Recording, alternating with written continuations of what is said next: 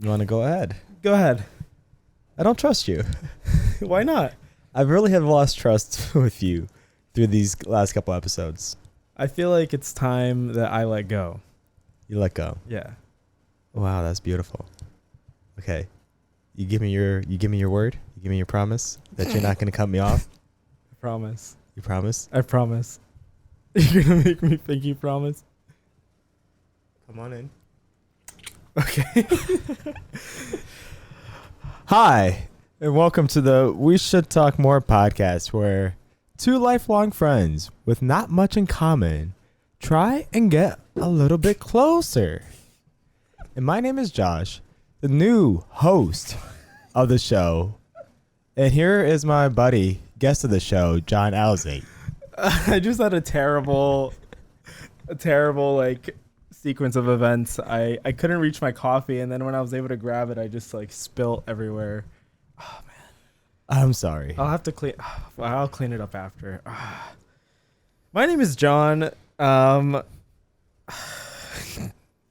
not having a good day.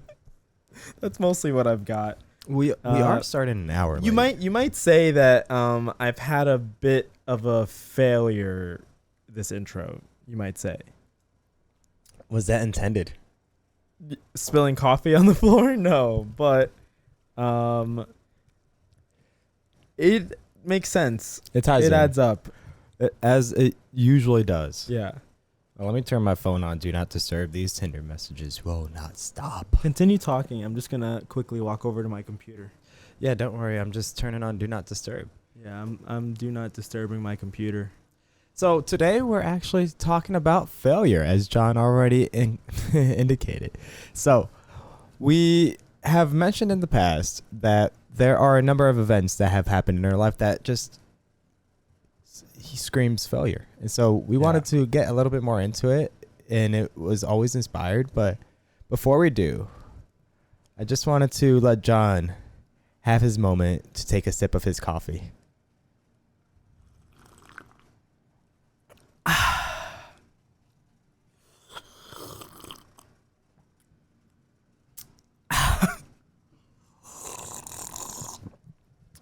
That's good stuff. Where's it from? Ethiopia. Nice. Got an Ethiopian batch this morning. It came straight from France. You got an Ethiopian connection? Yeah. Nice. And I used my new Chemex machine to make it. That's right. Yeah, my last, not a machine. If you're familiar with Chemex, it's just this vessel to make a pour over coffee. It looks like like scientific beakers, kind of. Yeah, like a vase. Yeah. My last one, which I was also a pour over, cracked. I dropped it. And it was funny. It was another failure where I am on the phone I was on the phone with my mom. And I usually let my beaker or my pour over coffee thing dry in the dish rack. But it's always like stacked very high because I have so many other dishes there. And then it falls. And I was like, wow, thank God this glass is so strong because it didn't break. And I just put it right back where it was. Second time, it falls and it breaks. I literally told myself, thank God this glass is so strong. But it wasn't strong enough. It was not. So it is what it is. Life goes on. You learn. And now I know. Keep my dish rack a little cleaner. Mm-hmm. You look at it today, I did a good job. Nice. I was not letting that new Chemex vase sit down on top of pots and pans like it was with the other one. So I learned a thing or two. And that's growth. That's the goal. That's the goal. That is the goal. So you want me to kick things off here? Yeah. All right. So I wanted to start with a few things. Perhaps I'll give you a breakdown as to how we plan on doing this episode. First, we want to talk about a little bit of what inspired the thought of ever doing this in the first place, having a conversation about failure. Then we wanted to get more into our own personal failures. We already touched on some, breaking glass, spilling coffee. And then what were the bad mindsets that contributed to those failures? And coming out of those situations, what were our key takeaways? And then we'll just wrap the show up as John probably has a date with his hot girlfriend, I'm sorry, with his girlfriend. I wasn't going to name her, actually. But he has a girlfriend, as he announced on the last episode. Yeah. No longer Kylie. No. Oh, poor Kylie. What a heartbreak. For her. Exactly. So, as part of this episode, our inspiration, I see it in 3 different ways. And John, do jump in when you want. But one was on episode 3, we talked about short films. Mm-hmm. Your first short film. Yep. And in that, we so quickly breezed over a point where you mentioned how part of the inspiration to do Papa Loves Mambo was the failure of trying before. Yeah. So and I think we said in that episode that like we should talk about that in a separate thing maybe, because like I guess I didn't realize how much there was to talk about like a failed thing than the actual thing. But yeah, we realized there was definitely more to it. There's always more to unpack. Yeah. So there's the audience has been asking what happened there, and so that's part of what we're looking to get out of this episode. Dig into that story specifically and a few others. Another thought that came up to inspire this was episode 2, where we talked about our personalities, and one of the things that we both kind of tried to dig into a little bit was our how we receive constructive feedback. And I think personally for myself, I've struggled with it a lot, and I think not being able to receive constructive feedback well has contributed to a lot of my failures, or at least my biggest failures.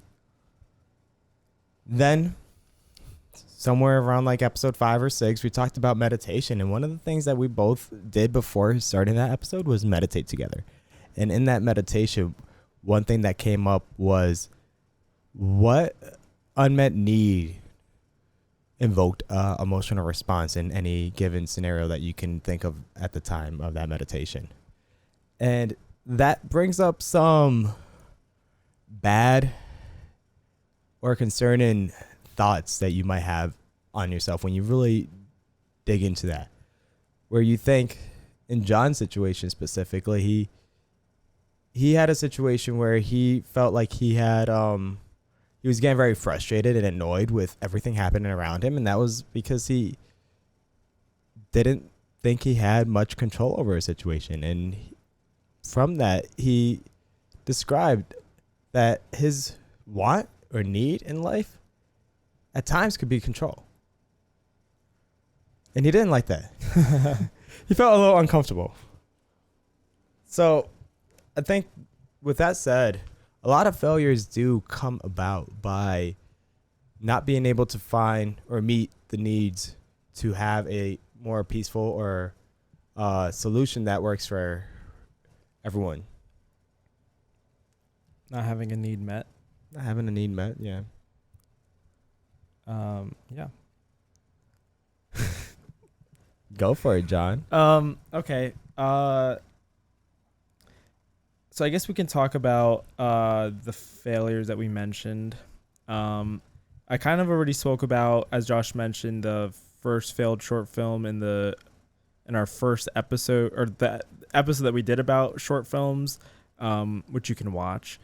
But I guess touching on that, I just jotted down the main bullet points of what was going on in that situation, just to summarize. So this was in early 2019. I hadn't made a short film before this. I had only done YouTube content, like vlogs, and some vlogs that had a storyline, but it was shot like a vlog.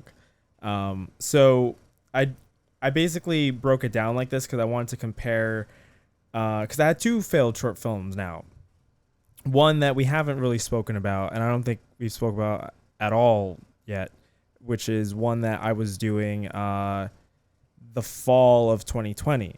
So almost a year ago, there was a film that it ended up partially coming out, but it was planned out to be more and that also didn't get fully completed.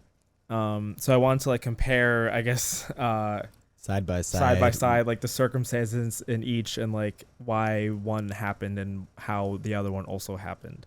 And there are a lot of interesting similarities, I guess. So to summarize, I wrote down like what I had at this time in early 2019. So for this film, all I had was a story. I had actors. I had a place I knew I could film it at, and I had a camera. Like and I wrote like a crappy camera setup because like I had a camera, but a camera that was separate from its microphone, and I didn't have like audio recording equipment. I didn't have an idea of what audio recording equipment was. But the thing I did right here though is I had a lot of motivation. At this time, I think I was really like driven to do stuff, which is interesting, I guess, like having no experience, but still having the motivation to do it. What I didn't have any previous experience making or working on a film. I didn't have any like formal or informal like education.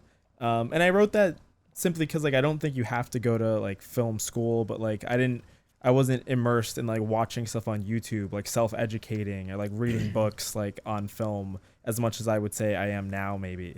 Was seeing how much you had to learn demoralizing? Yes. At any point? Yeah. Well, I guess like at the point of realizing that like I didn't know so much, like it is like, and I'll touch upon it on the second one too. But you kind of, I guess, it's similar to what you were mentioning with like the imposter syndrome. Perhaps like in the job losing my job, which is like tying back to another thing, which is great. But yeah, like just like that, like you feel like you're perhaps putting yourself in a role that you actually like have no you're not equipped for at all. Like you're like and you're like you're in it now and you're doing it, but it's like you're not ready. And it is scary, like. Or not scary, but yeah, demoralizing. Seeing like, like realize you aren't what you want to be, which I think we'll get into it with like takeaways and stuff too. But like that's a big thing that I think a lot of people perhaps like trying to become an artist or trying to become even getting into like data science, like not grasping something so quickly. And like thinking that you should be grasping this so quickly, or thinking that like you would have done it so much easierly, realizing that it actually is something like a little more difficult, and like you're not picking it up so quickly, it kind of makes you feel like I'm not as good as I might think I am. Yeah, so let me jump in here because you should. I I do think this is but it ties in a lot to your stuff. Yeah. In many ways, and I think this is a good place to make a note of. Just because something seems so, like we're talking right now that John starting his venture on making a short film and then later finding out that it was too much for him to do, or me going into a job out in Wisconsin and then finding that, given the social circumstances and the professional circumstances and like being thrown into a deep end where I wasn't ready to swim. It was at that point where I found that we both found that it was too much for us to handle. And if we have known beforehand, maybe we would even have gone down that path. Yeah. Or have gone down it like perhaps in a different way. Now, I will say I would still recommend going down that path, because if you don't go down that path, you don't really learn from it. And I think that's like an important thing too. Like I feel like I mentioned this in a previous episode, but like I am very big on not like when people ask the hypothetical question like, oh, if you could go back, would you change anything? Like I would never, like as bad as certain things are like in our stories, like the big like pitfalls or whatever that we had fallen into, like I feel like it's not like a great thing to think about, like, oh, I would change this or whatever. Like a lot of those, especially the worst things are what helps you like grow and learn and do and do the better thing eventually down the road. Yeah, all the challenges from it. So I know one thing that often comes up is people thinking that if they knew how tall that mountain would be, they wouldn't want to climb it in the first place. If I looked back at my journey to break into data, if I was to take all the steps back to step one, it would be very demoralizing. Yeah. It would be very demoralizing thinking that, okay, there's going to be many steps along the way. A lot that are going to be, I'm going to struggle. 4 months of unemployment as a key example, that seeing that in retrospect, not knowing that that's where life was going to take me going down that path, maybe at that point, if I had all that information, I would have been too discouraged to ever go down that path, and I wouldn't be where I am today.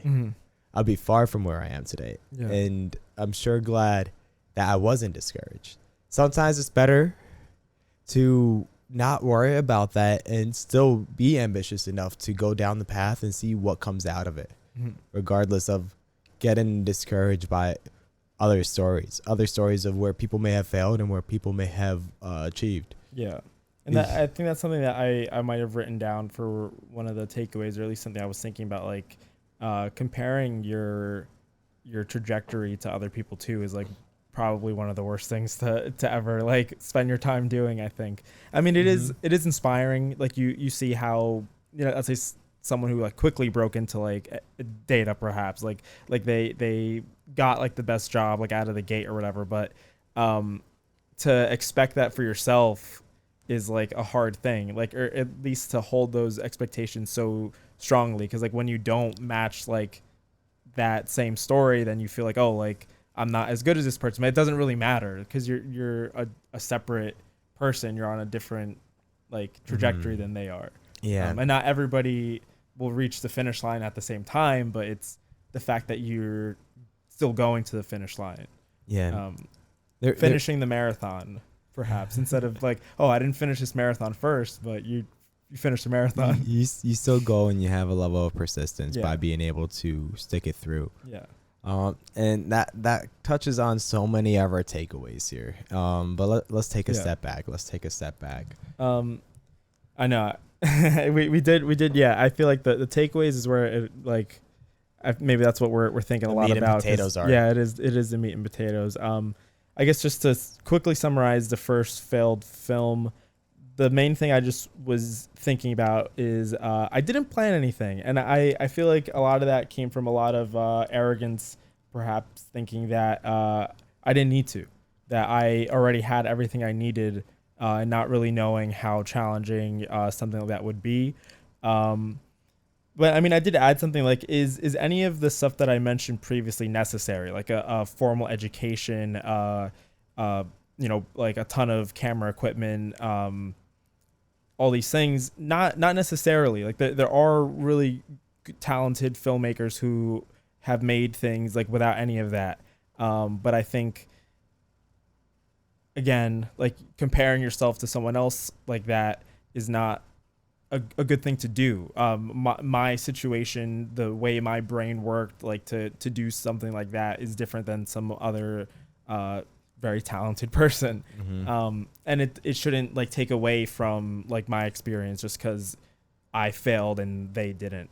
But I do think it was a really good experience. We touched on it in the other film, but if I didn't have such a failure at that point, I probably wouldn't have actually gone through and felt the need then to learn and like figure out what I needed to know to make a film later on. Yeah, definitely. So I think I'll end it there because a lot of those takeaways we may have touched on.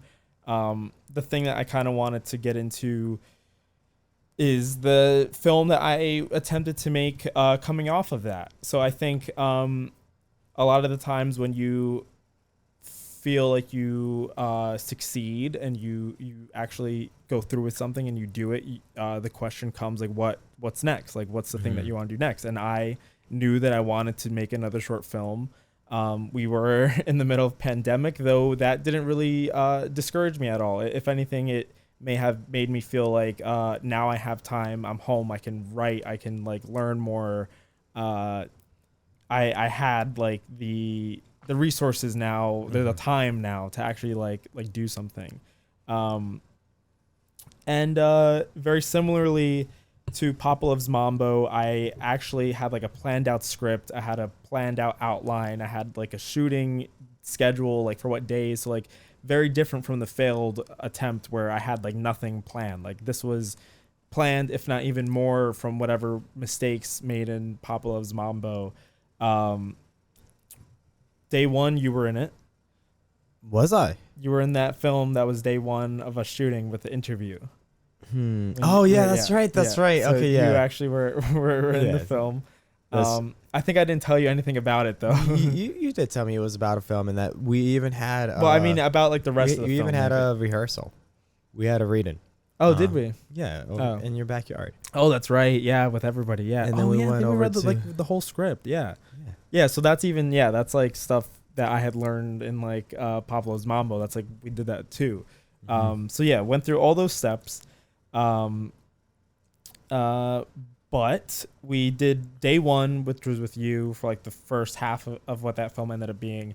Day two was like a long ass day where like we were going out to, I think, some woods by remember where we went hiking during the pandemic with our friend Mustafa, friend of the show Mustafa? Yeah, South Orange Reservation. No, there was another spot where we parked our cars in like the middle of this big open area. I forget what it's called, but I know what you're speaking about. And that's where I envisioned us filming this thing, because I wanted like a parking lot where it would be like empty, like in the woods, and like that spot was like perfect. You had Mustafa there and you had David there, right? Yeah.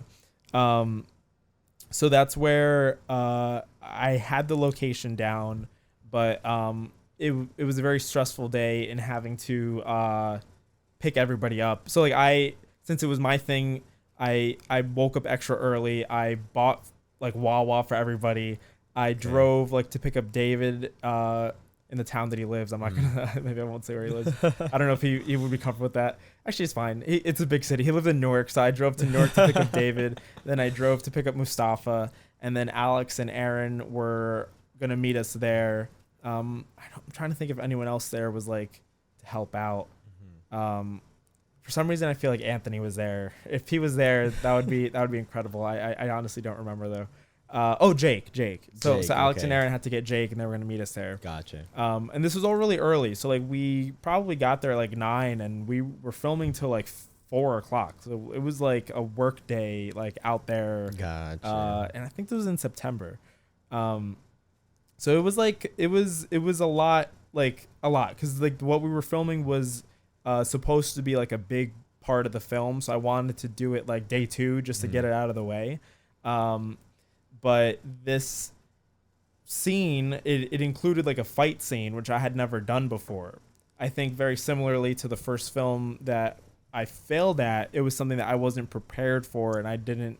We've done a fight film, a fight scene, but not like an actual fight scene. It went pretty well. It went pretty well. You know what I'm talking about, right? I'm not sure because actually we had a few. Yeah, you're right. There was the one in the Haunting of NJ, which was just like we had 2 in the Haunting of NJ. Oh, there were a couple. Yeah. We had one by the grave. Yeah. And then we had one in front of the tower. Yeah. The tower one was particularly excellent. I thought you were gonna say awful. excellent. Particularly dog shit. The one I will say, the one that was in front of the grave was very resourceful. It looked cool. It looked cool, and it was very resourceful with people that we had. Yeah, and I think maybe that also like that stuff like added to like thinking like, oh, I probably don't need to rehearse this too much because we kind of were able to do it in the past before, because it's like very similar. Like you think you already have the experience, even though you. So I guess the main difference with like a film fight scene versus like what we did is like we just had the camera filming like static or like moving maybe, but like it wasn't cutting. It's like filming a fight scene when it's cutting, you have to like make it make sense. I mean, like you film one perspective, he throws a punch, you have to get the other side and like. Yeah, that's right. And it's like the different angles to it. Now this is you have advanced your filming skills here, where you're looking to capture the moment. Are you still trying to, for this specific scene, run through the motions and for the whole scene in multiple different angles? Yes. Yeah. Okay. I think especially for the fight scene, because I think the thing that looking back on it too is that we really should have like choreographed it beforehand, because a fight like in a movie is very choreographed. Like, because I had angles where the camera's very far away, so like you need to know where the people are, and in each angle they have to be in like the same position. You know what I mean? Like they have to start and end in the same spot in every take, and it was just a lot. Like it was more than I was ready for. It didn't look as bad as I had thought it did in the moment. How many shoots was that, or how many cuts was that? I should have like looked into the notes I had for it, but it was quite a lot. If you think about, like I said, we were filming for like 7 hours or whatever, like 60% of that like day was the fight specifically, not like the conversations in the car leading up to it. Like the fight is what took the longest. Okay. Yeah. How many different angles did you have to capture? So like I got the wide. So like when I did the wide shot, I'd let them do the whole choreographed fight just in that wide, and I didn't cut.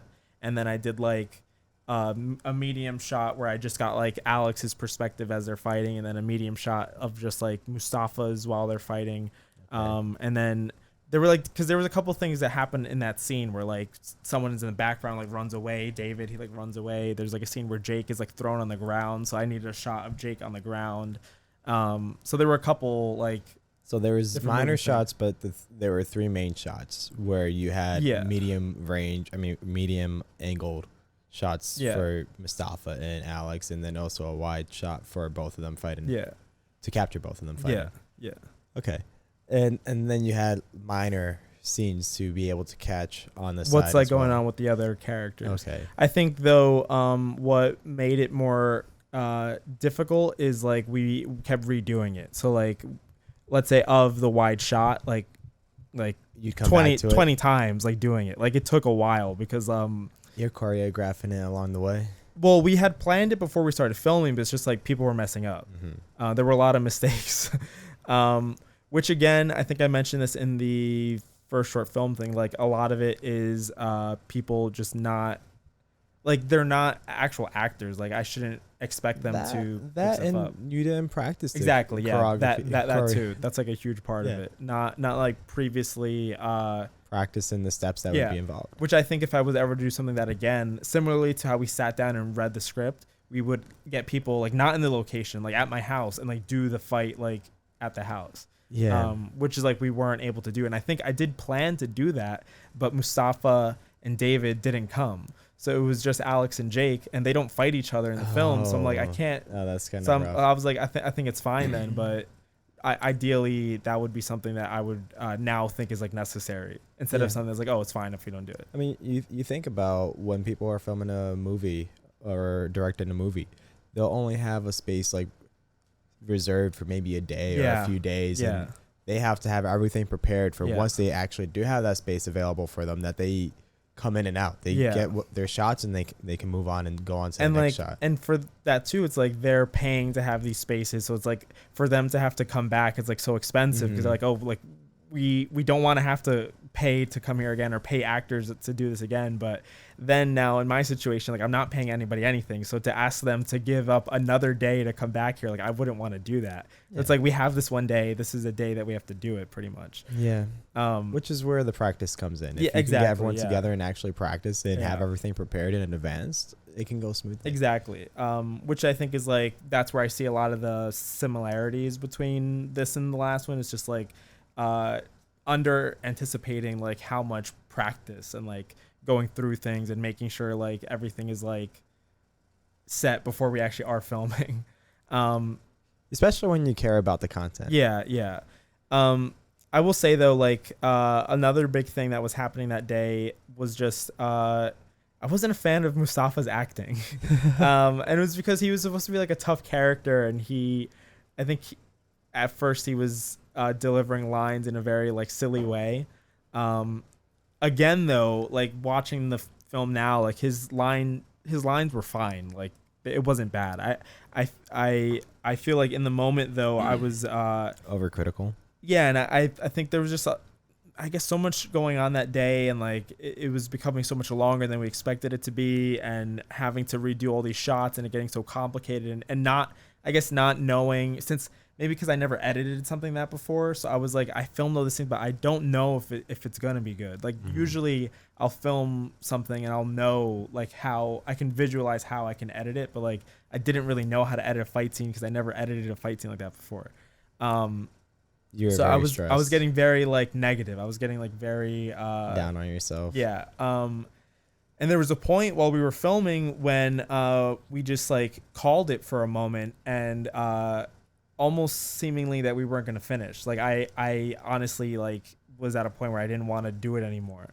And then me and Alex went walking to the woods for a bit just to talk. And he kind of, which I mentioned in the other short film, like Alex is like so good in his ability to like want to keep something going.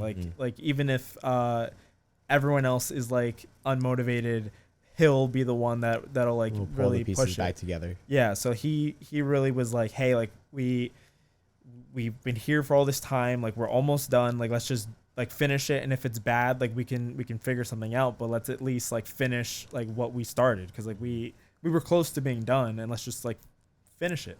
We're here. Yeah. And I was down to do it, but I what I wrote down there was like at this point, I was like, I remember as I'm like talking to Alex and as we were walking back, like I had some like serious like negative thoughts like enter my head of like similar to the first short film that I failed at. I was like, no matter what happens, like I can just scrap this and not do anything with it. Like I got that same thing in the back of my head, okay, it doesn't matter what happens at, like what we film next, I'll just scrap it. Like I won't do anything with it, no one needs to see it. And also just bad thoughts of like I'm like a failure. Like I wasted everybody's time. I had everybody come here and like I don't know what I'm doing. This is gonna look horrible, and like it was a lot of like just negative thoughts of like what am I doing? Why am I doing this? Do I even like doing this? Like is this stress worth like this thing that I like? And it was not good. And I think we did that in September. September, October, November, December, I was intending not to do anything with this film. I was like over the holiday break, my job gives us like a decent amount of time off. So I was just home and I got a new computer so I could actually like edit more easily. So I'm like, I guess I'll unpack this stuff and like see what I can do with it. And I ended up editing just the day one that I did with you, and then the day two that I did with Alex. And there were some like outdoor stuff that I did with Alex, like him outside of Wawa. You probably maybe remember from the film.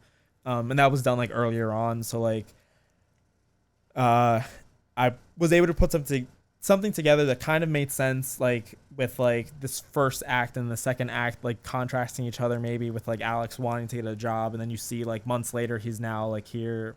I don't know.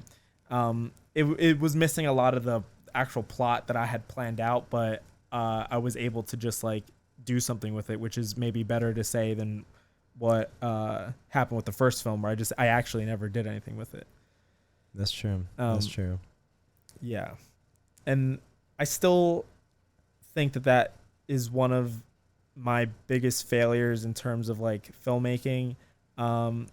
I'll close this off now though, but I just will say like it's still something that I haven't fully like resolved. Yeah, solved. It's something I'm still like working through. So yeah, I mean, which is fine, but which is okay. I find the most interesting part always the like self-defeating prophecy you have with yourself when you're in that moment where you're saying you had a 9-hour day and you are trying to wrap up what you started, yet you're telling yourself everything from here on is just garbage. Yeah, I've already wasted everyone's time and I've done failed. And there's not much more use in continuing this. While you might continue it anyway, the value that it's going to provide, there really isn't any. And we see this in different parts of our lives. We see, I can definitely say like I'm a victim of that too sometimes in some of my life experiences where I might be in a situation and I walk into it thinking, okay, I already know I'm not skilled at this and I'm probably not going to perform all that well. Yeah. Or you can fake it and like continue with it and see what comes out of it. But then you can only fake it so much to make yourself believe it. Yeah. So you at this point, coming out of this situation, what could you do differently? I honestly don't know. I think I feel like what made this situation differently is like I understand like the planning and everything. Like I can accept that part of the failing. I think the thing that I'm struggling to resolve maybe is like that moment of wanting to give up and getting all those like intrusive negative thoughts of like, is this what you like? Like, are you even good at this? Should you even be doing this? Is this a waste of time? Like all those like thoughts pushing against it, I haven't been able to like argue against perhaps. What do you care about getting out of something like this? That's the thing. I'm not too sure. I think that's like a big part of it too, to do more self-reflection. I think that's when we get into like the bad mindsets, I think that's like a big part of it. But I don't know. Yeah, because I think if you have I might want to save it a little bit more for the takeaway, but if you have a clear end in mind, and it could be as simple as just saying, want to make a second short film. Yeah, which I think is what it was. Yeah, your clear end in mind there was really, I just want to have a second short film that I can share and be proud of. And so with that always in the back of your head, whether or not you're particularly proud of how a day went, there is still more that you can always push to get there, but then at what cost? And that's where I guess you struggle a lot or find yourself very conflicted at the cost of thinking, I'm using these people as resources, taking up their time, taking up their energy, spent a whole work day on perhaps a weekend, that they're not getting back because they've committed it to me. And then you feel very selfish, and it's something you struggle with. And then the next struggle would also just be that whatever you have already committed these people to come together and do, you didn't do it well. And because you didn't do it well, Then you're it's just a very waste. upset with yourself. Yeah. Yeah. We should move on from that Yeah. point. I just find it so interesting because there are definitely ways to be a little bit more excited or forthright out of those situations where you can still have a lot of motivation if you are clear as to where you want to go. I think if you're clear as what that vision is, and that vision at the end is whatever you put together as that end scene of your, not the end scene of the film, but the film altogether. But let's go on from that unless you have any final thoughts. No. Okay. I guess one thing, that was your second big failure that you wanted to talk about, right? Mm-hmm. You had a few other bullets here. Do you want to save it for later, or how do you want to go about it? I can talk about some failures of my own. Yeah, I think you mean like the bad mentalities? Yeah, I thought we could like go back and forth with your old like philosophy. Yeah, part. definitely. And then So I mean, before I even get into the old philosophy, there's a few things I wanted to dive into and like reflect on myself. When I'm thinking about personal failures, first, whenever I'm thinking about failure, the biggest thing that always comes to mind is me getting fired. And we've talked about this, so I won't dive into it. But if you do want to hear about that story, listen to a previous episode of ours. Find it on Spotify, Apple Music. We Should Talk More. A few episodes ago, we talked about about me getting fired, and that was a big episode for me to be able to share. And it was one of the hardest things for me to be able to be open about. Given the context of the conversation, it's not something that people are usually comfortable to speak openly about, and I certainly am not an exception to that. So I'm happy that we were able to have that conversation, but moving on from that failure, I took a step back into failures that have happened in the past, and we have touched upon it as we have gone through our own life journeys through this podcast. One of which is what I may have thought of at the time to be me having a healthy, very good, successful life. And I think I was just mistaken. That being all throughout high school, all throughout college, doing so well academically, doing so well in other aspects of my life. I was going to the gym maybe 4 or 5 times in a week. I was very consistent with that. I had a girlfriend that other people saw as a very stable relationship.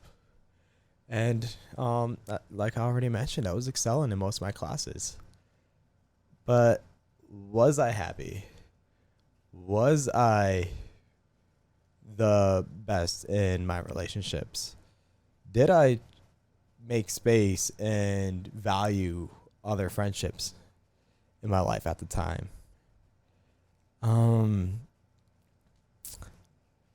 Was I very understanding to other people's circumstances in life? A lot of these questions I still struggle with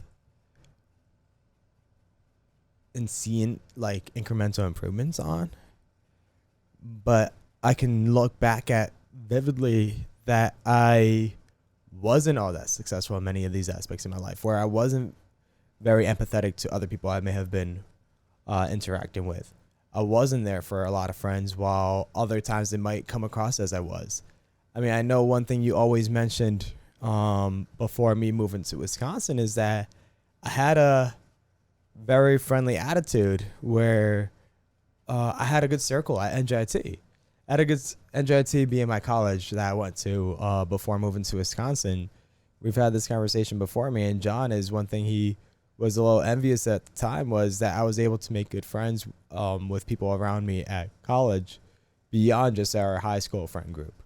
And he was able to come into that circle and make great friends with them too. And those relationships seem all good on the surface level, but how much was I truly there for everyone? I might be being overly critical on myself right now to think about it. But I do think that I had a very harsh mentality as to what expectations are to be with how people are to live their lives. Because of how academically inclined I was at this time, how I held myself to such high standards and high expectations that if I saw anything less than somebody else, I always thought, well, you can be doing better. And rather than actually understanding that people are coming from different walks of life, I just saw on the surface what's actually happening. So, for example, one of my thoughts in life at this time was that I don't have to be stressed if I don't allow myself to be stressed. This was my key success to do well academically. And no end would I ever allow myself to be stressed. And so one thing that used to be my biggest pet peeve, but probably the worst for connecting with somebody emotionally, is people who would be cranky in the morning. Crankiness used to piss me off. Or morning crankiness. It's still kind of itches me the wrong way sometimes. But at the same time, you can't always show your best face. There are going to be worse days than others. And so I always thought to be the best that you could be, you can't allow for those days. You can't take a moment to decompress. You can't take a moment to just be how you're actually feeling, which might not be all that true. Mm-hmm. Everyone has a choice, and it kind of ties in. Everybody has a choice to not be unhappy. What are your thoughts there? Well, I'm curious, like, how you felt about your, like, did you, at this time, did you just feel like you were, like, always happy? No. And when you felt Maybe unhappy, like, what would you think? that I don't have to be. Oh my God, that's ridiculous. Why can't we just make it as straightforward as not being unhappy? Yeah. Maybe it's that idea that I haven't gone through too tough of a struggle, perhaps at that part of my life, that I've fallen into the depths of unhappiness yet. Because at this time in my life, all I thought was that I was very successful. Mm-hmm. I haven't walked into what I felt would be a failure, but truly I think was the failure. Just with the mindset at the time. And so I thought it was a lot simpler. That you can control your emotions if you choose to control your emotions. If you were unhappy, then take a step away from being unhappy. But then again, it's not that simple. While I'm still like learning to be more not as attached, it's by avoiding such, you only allow it to come back in the future to hurt you more. Mm-hmm. Is how I now see it. You don't want to ignore how you are feeling, how your body's feeling, how your emotions are feeling, and never address it, because then it only comes back and it bites harder. And you see this, I think this really has this highlight, I guess, with my past relationship, in my 6-year relationship, where perhaps parts in the relationship where there was sources of unhappiness that weren't being addressed, weren't being allowed to be unhappy, perhaps in moments that should be unhappy just because of circumstances, and rather ignoring it to move on to happier, more positive thoughts, to try to push it towards happier, more positive thoughts, may have only progressed it further and further down, where it created a wider and wider disconnect between us, and ultimately leading to a breakup. Mm-hmm. So I think that's where I come to with like looking back at this part of my life, not just like limited to my my dating or my relationship back then, but just across friendships and just across what my mindset was, in a broader way of things. And so I see a number of failures during this part of my life. That breakup, being socially detached from people, although like there were moments that I was able to make like some really good friends and like really connect with a lot of people, there was still a social detachment, I feel like, just given my own circumstances that I've really limited my thoughts to, Mm-hmm. or my beliefs to. I wrote down here too a little bit of hubris, because of this thought that I was already so successful, there wasn't much to bring me down. I really thought I had things figured out in this point in my life, even though there was, how long has it been? Like 4 years later, coming out of college, 3 years, 2 years. I think we're only 2 years out of college. 2 years. I still struggle a lot with many things. We saw since college, I've gotten fired.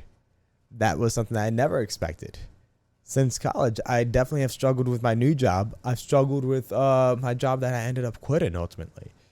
All those areas of my life, the new areas of my life that I wasn't worrying about at that time. But dating, I struggled a lot with that too. And we've dived into that. Yeah. And these were things that weren't as obvious to me at the time because I wasn't in a circumstance that it was evident. It wasn't something that was pressing or relevant. I didn't have to worry about going about dating. I thought because I was in a stable relationship, that means I'm doing things right. Because I was doing well in school, everything else was working out well. All that mattered at that time was to do well in school. But that did not translate over, as we could see, to be able to handle certain relationships well, or to be able to handle a professional life all that well. And so there's been a lot of learning across the way. So there was that hubris point to a personal failure of mine. And then also, we talked about this in the meditation episode, my habits. We talked about how I struggled a lot with forming good habits, whether that was running, eating. Yeah, there are there are times in my life that I'll just go like a couple months or maybe 2 years without ever eating. Yeah. No, cooking is what it was. Running, cooking, meditating specifically. I was in and out of that for a while too, and reading. I've always wanted to be able to say that I'm an avid reader, that I write regularly, and that I am practicing these good habits, just because these are the habits that are expressed as ways to have a better, happier life. Mm-hmm. But there would be ups and downs. And then these notes keep bouncing back up. Another thing that becomes a little bit more of an issue is what I wrote as more money, more problems. This idea of when you make more money, you're expected to work more. And does this bring you more happiness? And I think this is a question that you think about a lot when it comes to your work-life balance. And it's a question that I've been thinking about more and more now as like I'm moving to new jobs too. Where I've been in experiences recently where it's been mentioned that, Josh, you'll be paid more. You're expected to work more. Yeah.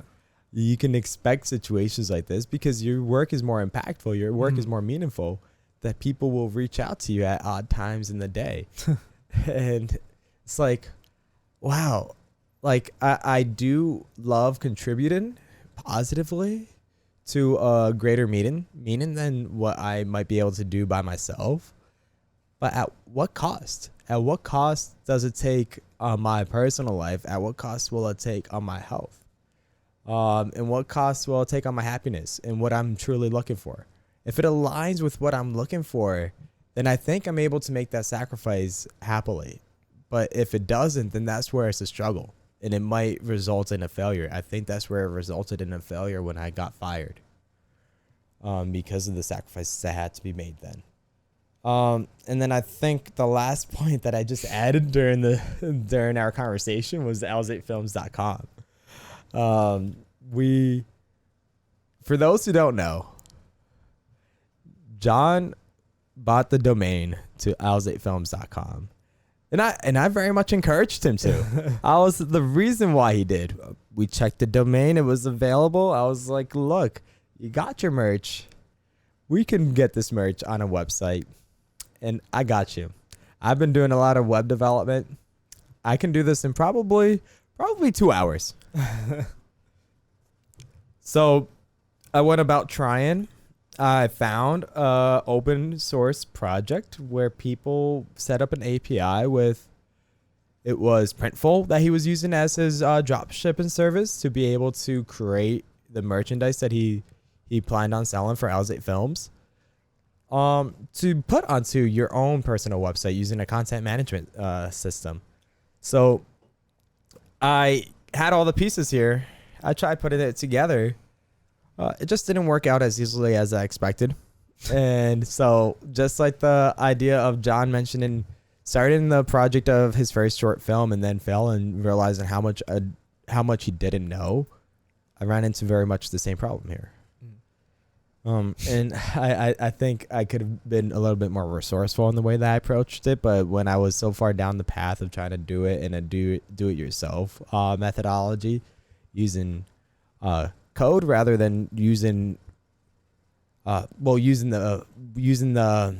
using code rather than using a web building service. A web building service would have been a lot more practical in this situation. And look, we're probably 7 months down the point of buying that domain, but it's still a path we can go down. There's still hope to get this resolved.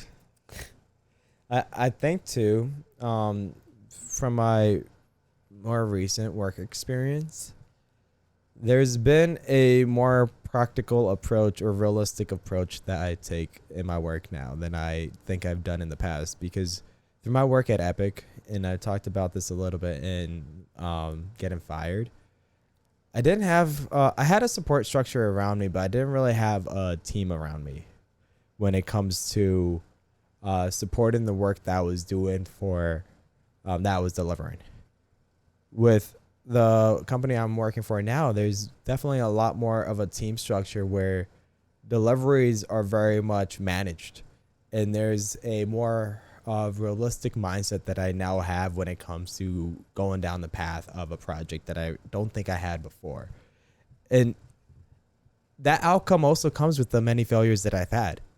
So understanding that and having a greater appreciation of that comes from that. And I think if I was to have started again from step one when going for a project like setting up AlzateFilms, I could have taken a much more practical approach as to actually delivering. That's fair. But we don't talk about it enough, and we should talk about it more. Should we do an episode on AlzateFilms.com? Never. Never. Let's never talk about that again. Any questions? Any thoughts? I kind of wanted to ask about the stuff with like feeling like you weren't maybe like understanding of other people. How have you felt like you've changed, if at all?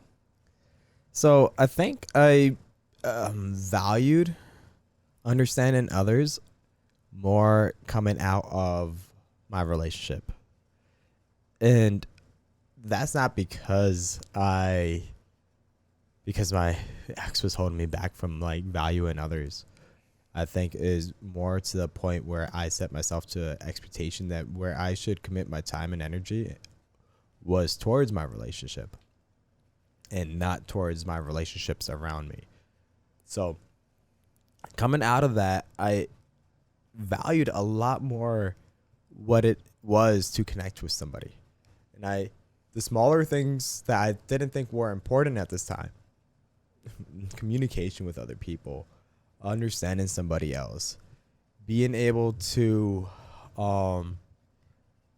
have like a framework to not necessarily a framework, perhaps that's the wrong way to approach this, but to value and care about connecting with somebody at the end of the day was a lot more important to me coming out of my relationship.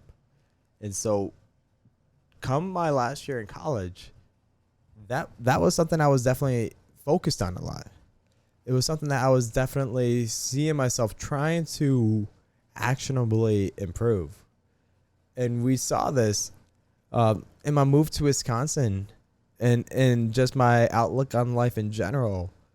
You definitely have taken note of it, where I used to strongly believe in the value that anyone can provide, regardless of their walk of life. Mm-hmm. So I think that was a very wholesome, and we've talked about it in the podcast in the past, but that was a very wholesome outlook on life that did end up holding me back in some situations. Specifically, being around people or spending too much time with people that didn't positively contribute to my life. But there still is a balance there. there is still like a fair understanding that there is value that people might be able to provide. You just have to take the time and care to actually see where that value can be for not only that they can provide for you, but what you can provide for them. And I think originally I was looking too hard for that value when sometimes there truly isn't any in some relationships. So there's only so much you can give of yourself to the people around you, and it is important to be selective. Before this point in my life, coming out of my relationship, I was extremely selective. Coming out of the relationship, I was not selective at all. So because of that previous extreme, I thought it was healthier to not be selective at all. And so and then I've since discovered how like not being selective at all just consumes too much of my own time and energy, where it holds me back. So I try to find myself in a balance, but I definitely, as like we can both agree, like there are still points in my experience with people that like I fail to understand them to a level that I perhaps could be expected to. Like I wasn't talking into the mic. How dare you, John? How dare you? I've done fucked up. I would expect more of you. I'll just add like a little bit for like context behind why I think I fell into my failures, and then I think we should just because we both wrote down 4 like main takeaways. So I think once I do that, we can just go down each of them and like say what the takeaway is, and then add whatever context, if any. Okay. How do you feel about that? I'm down with that. Let's go. Cool. So just some like random thoughts I was writing down, and then this does tie into the takeaways for sure. But I was just writing like personality traits about myself that I think have led to a lot of the failures. The biggest one is one that we've spoken about in the personality one, which is like putting my whole identity in the thing that I do, which is like, I think it further amplifies failures, where let's say in the last film I was just talking about, where I was feeling like I was failing at that moment, and then I started having these thoughts of like this whole thing is like is a waste of time, like this whole passion is like pointless. Like it's because of how closely tied it is to how I view myself, which is not good. Another thing that I think is important that ties back to both things that I wrote down, when the going got tough, I give up, which is like definitely something I do a lot, which is I'm glad that I'm maybe more conscious of it, but still it's something that I am working on, and it's a thing that maybe a lot of people fall into, but it's not good. Stubbornness, and I think more so in the sense of wanting everything to be the way that I view it to be, and not allowing maybe for help or like more insight.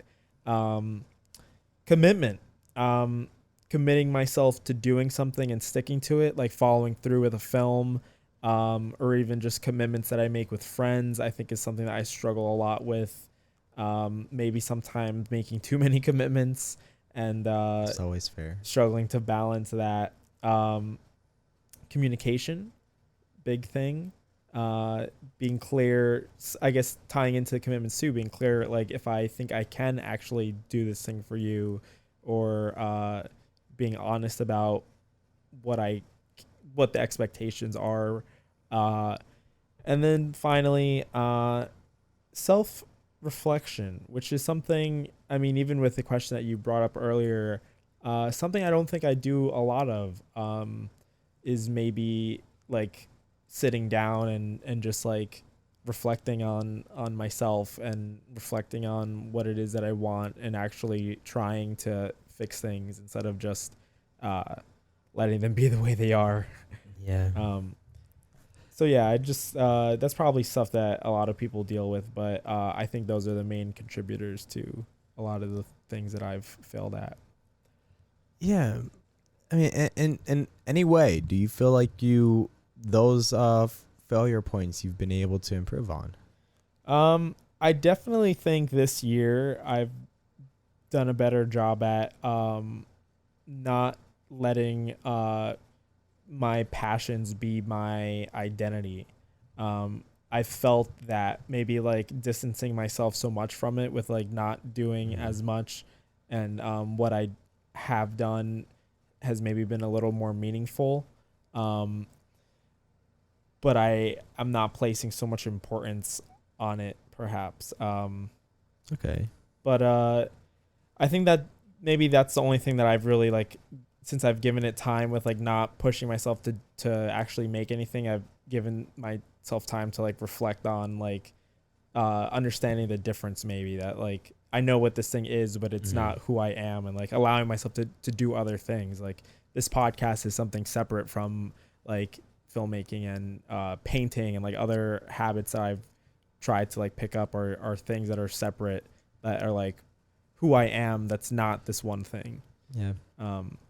But yeah, I mean, there's And reflection too. I mean, I feel like maybe there could be more of a dose of reflection in life, but I do think there has been a lot of reflection just in the conversations we've been able to share. Yeah, I think this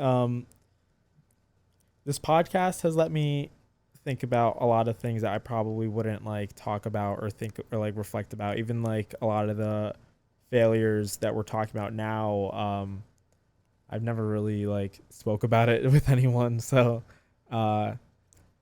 yeah, it's like I think it's good to maybe unpack those things and kind of figure out like why they happened. No, I mean, I think it's 100% good. Yeah. To be able to, one of the biggest inspirations that we had to begin this podcast was show your work. Mm-hmm. Show your work, where it's not about the glorified results of what you end up as an end product, whether it's the beautiful short film you make, or whether it's a great podcast episode, or if it's a beautiful painting by John Pollock, Jackson. Ai Weiwei, Ai Weiwei Pollock. In the end, that wasn't what's important. What was important was that you're able to share that process, and in that process, there are multiple failures along the way, and so I think that was key into our inspiration to ever start this in the beginning, and in that we started understanding and reflecting a lot on where we've struggled in different parts in our life, where we've haven't been able to share in the past of our interests or things that we really spent our time thinking about, and we only were able to unpack that a little bit more in ways that we haven't in the past. And so we've shared things on this podcast and with each other that we may have never spent the time to truly understand if it wasn't for the podcast in itself. Yeah. So I think it 100% has like a huge positive contribution when it comes to reflection. That a level of reflection that I would have never have done this year if it has not been for the podcast. Yeah.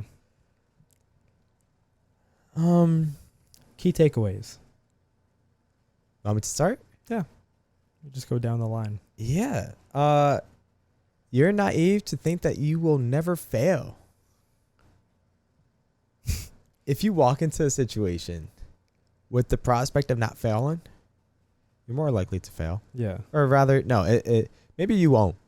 But to think that you will never fail in life and to have that narrow mindset of not failing, it's going to make that failure all the more difficult for you. Yeah, I think like the eventual failure. Yeah. It's probably even worse if you have had that mindset and had only been validated by it, only to like later on in life finally fail, and you're like, truly. Truly, shot down. You're not as good or successful as you may have thought Yeah. yourself to be, and so take your first step, knowing that you might fail. Yeah, 100%. Go on. The one I wrote, you shouldn't expect to always be at 100%. I was thinking about this because I feel like a lot of the stuff I've been writing about, even the thing that in the last vlog I came out with, like talking about motivation. I don't know if it was in a podcast or something I was listening to recently, where someone was saying that to expect yourself to always be at like 100% motivation, to be like bouncing off walls, is like ridiculous. Yeah. I think there are moments in life where you do feel inspired and you're able to do incredible things, but to expect it all the time is like not good. And I think that ties into some of the stuff that you were talking about too, where like your happiness, like you just expect that you can just turn it on. Like if you're not feeling a certain way, you could just like switch it and then feel happy, but it's not a realistic way to expect life to be. Yeah, no, I'm really happy you brought that up, because I don't think my bullets don't really touch on that, but that's key to part of what I've grown out of, coming from that old philosophy that I would have held. That's all I had. Yeah, no, so totally. I like that one a lot. Another thing too, part of the idea of trying to be happier in any way is to understand that it's only incremental, and it can't be just a simple switch like you're saying. Yeah. So my next bullet here was one that I think I was trying to find the words for when I was writing my notes last night, but I saw it in an Instagram post this morning when I was half awake, and I was like, let me note this now before I forget it. Fail young and fail often. There's two parts there. Fail young. While you're young, you have the opportunity to fail. Yeah. Because unless you have kids young, or get married young, or have a lot at stake at a young age with your circumstances, generally speaking, at least for myself and for yourself too, we can say that we have more of an opportunity to take risks, to allow failure to happen. I went to a different state. I failed. I lost a job, but was I on the street? At the end of the day, I was still able to come out of that situation ahead. That's only because of my life circumstances. I didn't have anybody that depended on me. I don't have a wife. I don't have children. I don't have to pay for anyone else's expenses at the end of the day, other than myself. And as no matter how, like, regardless of that, like, sounding privilege, that is just the truth right now. I mean, I think it's also like your circumstances were more privileged than other people. Like, let's say someone who wasn't in a, like, because you had a good job in Madison, so someone who has a shitty job and then they lose their job, if they were out in Madison, then you would be fucked. But it is about your circumstances. If your circumstances allow it, then like, be open to the risk. Exactly. So in those circumstances that you are privileged enough to take risks and to fail, there's no reason not to. Pursue failure and do it often, because it's those failures that teach you at the end of the day. It's those failures that you get, you learn from, and that's where you're able to grow out of. If it wasn't for those failures, then I would be 10 steps behind where I am today. Yeah. It's beautiful. My next one is see it through. And just touching on the thing that I mentioned with the film, like even when if you begin something, a project, or like a film, or anything, as much as like that thing in the back of your head is telling you like to give up, I think it's better to just, if you've put the work into it, just at least see it through, to allow yourself to have the distance from being like in the moment while you're doing it. Because like in the moment while you're doing it, you can start thinking like, oh, this is not great. But a lot of these situations, once I had distance from it, I was like, oh, this is a lot better than I was thinking at the time. That's true. So let's say if I had given up and never finished and like saw it or had the help, honestly, to the encouragement to see it through, I wouldn't have been able to look at that and be like, oh, it actually wasn't as bad as I had thought it was. I'm not as bad as I might think I am. Because it's very easy to get discouraged and give up. Now, sure. While I love this point, and it does, and then it is invaluable to be able to, continue to persevere in situations that might be against you, or rather situations where you have lost your motivation and encouragement, and still make it to the other end, so you can look back at it and say, this is so beautiful. This is so beautiful. At what point is something to walk away from? Because I do think there are situations and tasks or projects you might have pursued that you should know at a point, or have an awareness to say enough has happened to understand that it's not worth going down this path anymore. Yeah. I mean, I guess it also comes from like experience. Like I think the worst thing is like when you give up without actually knowing what the end result would be like. Mm-hmm. But like if you have had the experience of knowing where something might end up, or maybe that same thing that you're working on has failed multiple times over and over again, and you keep trying but it keeps failing. Eventually, yeah, I think it does get to the point where you have to have that like reflection of, is this worth continuing doing? Yeah, and I think you should have. I think you should have regular check-ins with yourself. I was gonna say the same exact thing. Like I think it involves a lot of like that kind of self-reflection of like really thinking about the situation. Yeah, so I think if you check in with yourself often enough to think, is this truly what I want in the end, or is there something else I can be spending my time with to achieve the same end result? Yeah. If there is something else you can do to achieve the same end result that might be an alternate solution, I would go down that path. Yeah. There's not many ways to make a short film other than actually going through the process of filming, but perhaps to say, never mind. I was gonna use an example that I couldn't. I was going to try to figure out an example. I couldn't figure one out. Yeah.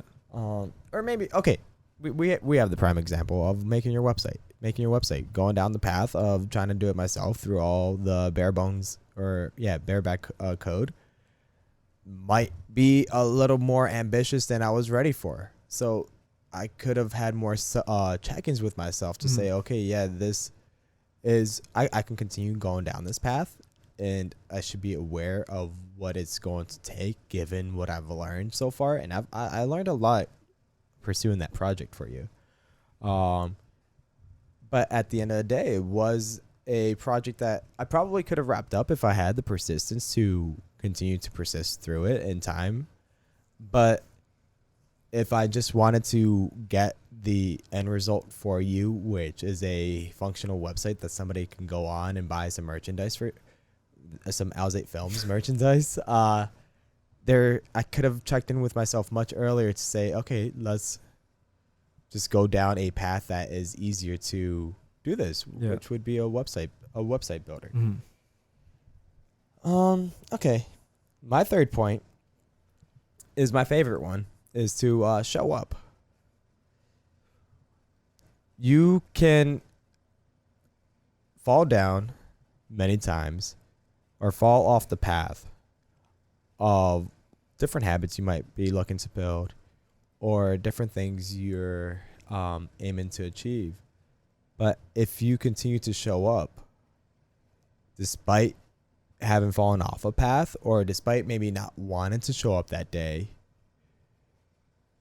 you'll be happy you did at the end. You'll be a lot happier at the end to say that I went to the gym today. I was able to get in my workout no matter how defeated or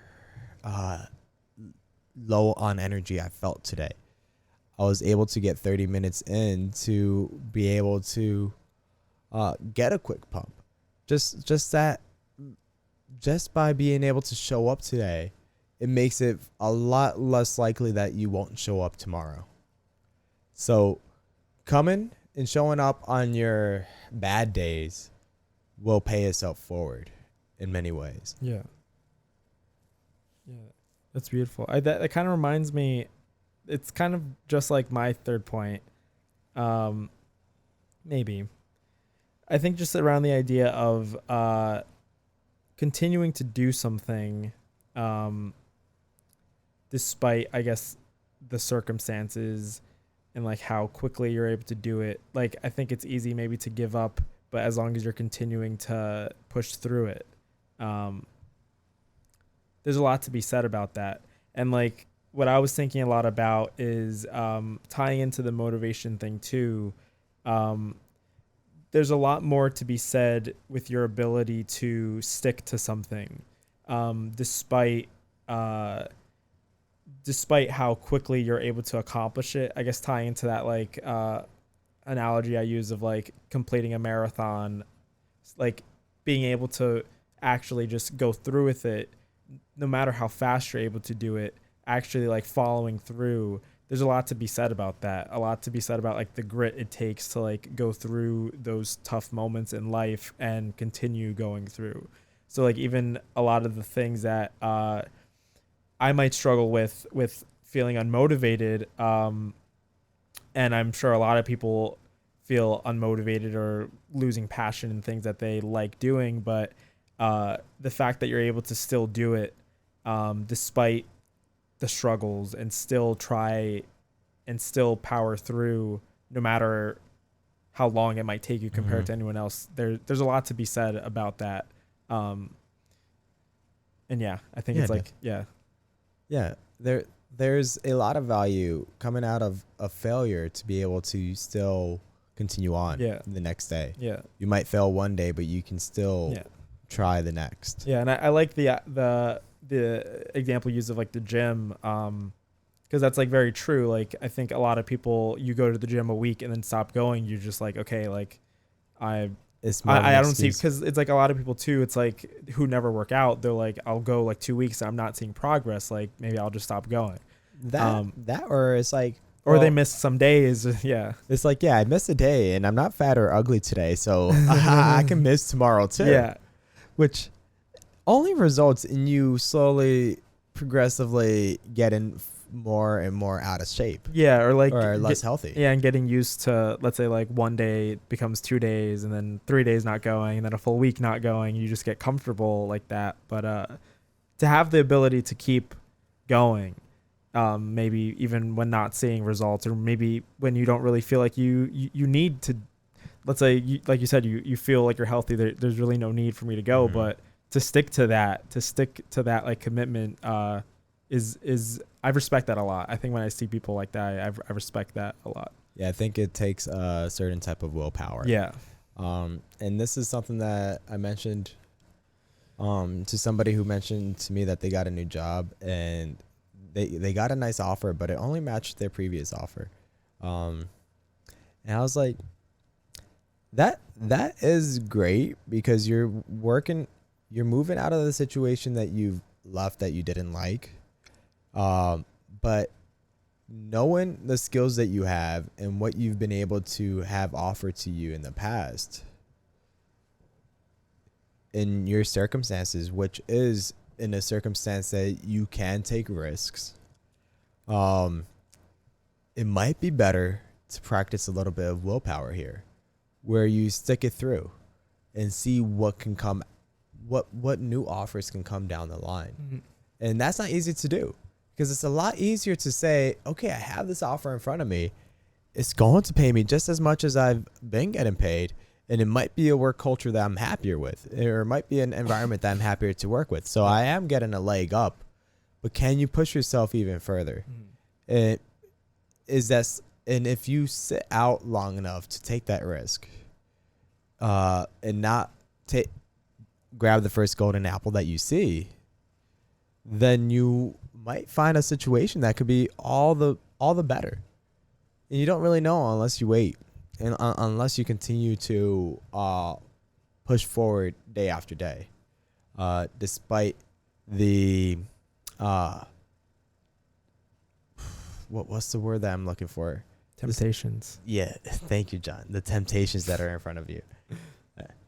Thank you. So my last bit here is to listen to needs not being met and work towards a solution.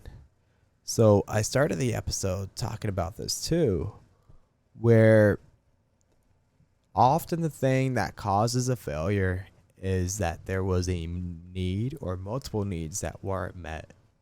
So if you take a step back coming out of a failure to understand what needs those were, you can more understandably work towards a solution and work towards growing or coming out of what brought you down. Yeah. I think that ties into a lot of what we were talking about, like the importance of just like self-reflection. Like actually when you hit those failures, not just let it be that, like look into it a bit more, like try to unpack it. Don't just like put it away and don't do anything with it. Exactly. Yeah. It's definitely important to do that. It is. The last thing I had, which is something I just came to me yesterday in a dream, is you'll never be that old version of yourself that you might like idolize or wish that you could be again. It's something I've been thinking about. I think even a lot of people our age, I think you'll constantly hear like, oh, I miss this one year, I miss like this one summer, I miss like the good old days or whatever. Like you miss this one point in your life when you were very motivated and very like passionate and whatever. I think this ties into some of the stuff that we were talking about too, with like my view on like, would you change something in the past? Like you will never be the version of yourself from 5 years ago that you maybe now view so nicely. I think something that's important to do too, tying into the self-reflection thing, no matter how you feel about where you are right now, if you really like reflect and think about how, let's say, a version of yourself like 10 years ago would see you right now, what would that little kid say? Like they would probably be very impressed at where you are, like not even believing the things that you have said that you have done. I mean, maybe they'll make fun of you a little bit.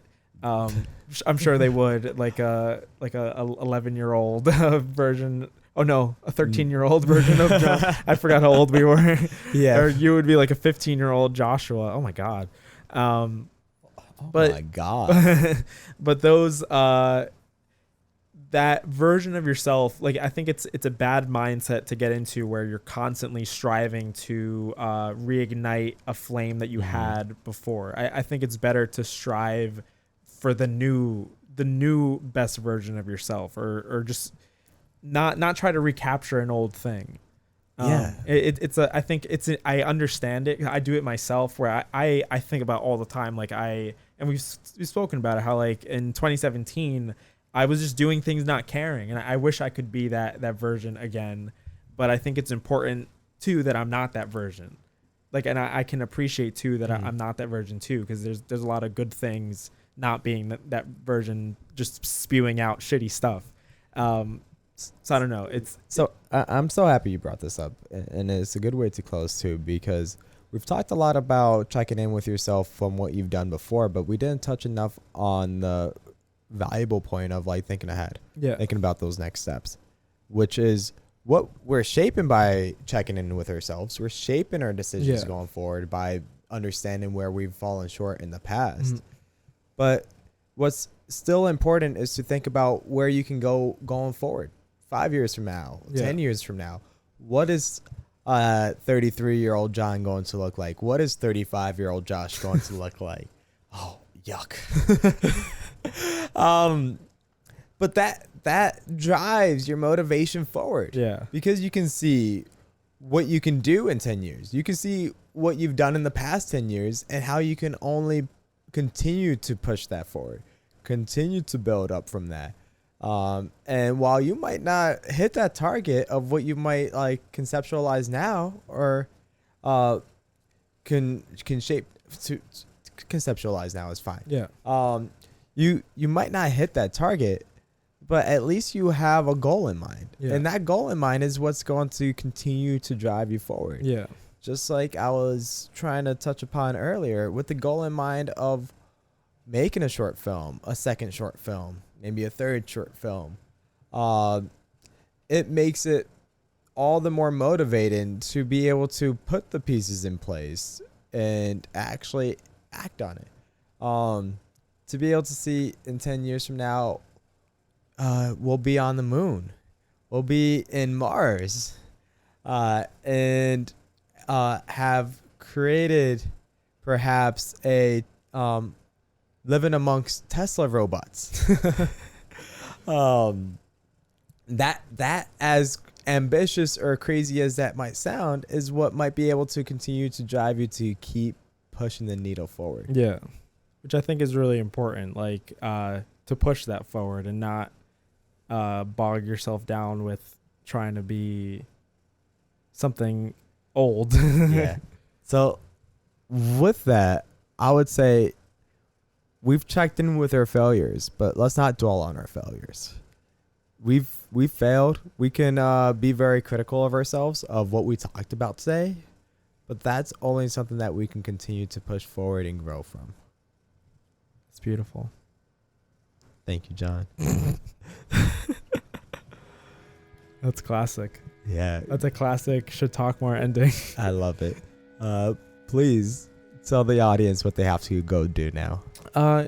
Hey, what's up, idiots? Why don't you walk yourself down to shouldtalkmore.com, beep, boop, beep, boop, beep, boop, sign in or hit enter, and scroll down where you see John Alzate, click on the little Instagram symbol, and then follow him on Instagram. And that's all. Hold up. There's a lot more important things. I've realized, I was thinking about it during lunch yesterday, that you can just look at the show notes. We have our socials there too. Yeah, if you're on Spotify or Apple Music, you could just like scroll down a bit and you'll have little hyperlinks to click on our socials very quickly and easily. And there will also be a link for our website there. Yep. So you can also do that or follow our Instagram. That's important. Well, let's say that at the top of the episode, next episode. Follow our Instagrams? No. That they could just like scroll down on the show notes. Because you guys got to start following us. Yeah, Please. Your mom's doing it. You better do it. Leave us a review too on Apple Podcasts. 5-star reviews only. I will take nothing less. Yeah, no roasts. Okay. Do not roast us. Any plans for tonight? Yeah, I have to. I wanted you to like cut me off. I was just gonna say same, even though you didn't say anything. I was like, yeah, same. All right. Have a good one, people. Good Thank night. you guys. Thank you. Good afternoon or good morning.